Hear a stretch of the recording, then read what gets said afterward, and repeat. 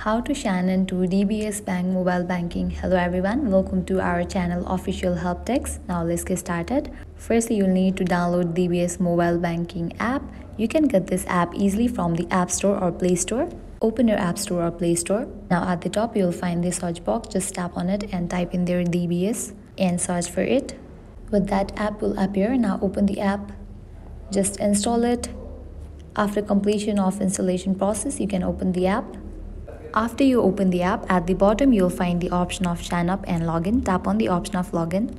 Firstly, type in your user ID and then type in the PIN. In the case you have forgotten the user ID or PIN, you can tap on this option of forget user ID or PIN to recover it.